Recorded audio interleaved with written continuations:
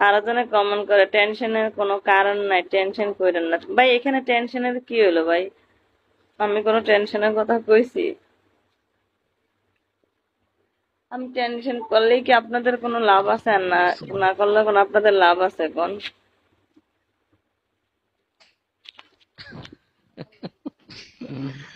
না, টেনশনের কারণে যে মনে হয় যে আমাকে বলছি কিনা জানি না।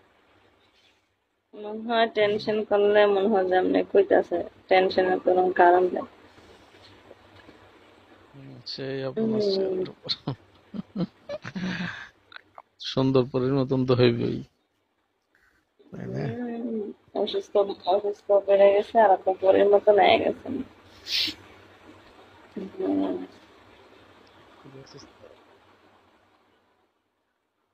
তারপর কি খবর? আপনার বাসার সবাই কেমন আছে? বাসাতে কে কে আছে? আলহামদুলিল্লাহ আপু, সবাই আছে। বাবা মা যাক, ভাই বোন আলহামদুলিল্লাহ। ওয়াইফ ছেলে সব আছে আলহামদুলিল্লাহ।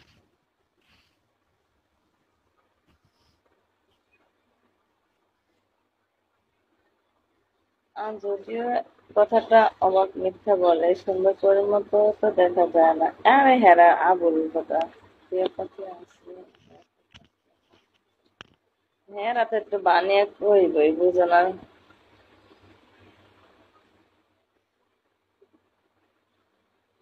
তো আপনার বাসার সবাই ভালো আছে তো? হ্যাঁ, আলোচনা মাই এগো দিবি লাগে মাই এগার আমি টিক মারি ভালো করে। পরী কি আপনি দেখছেন? নাস্তা করছেন? না, জি আপু, নাস্তা করছি, আমি ডিউটিতে আছি, নাস্তা হইছে। এখন কি আপনি ডিউটিতে? জি।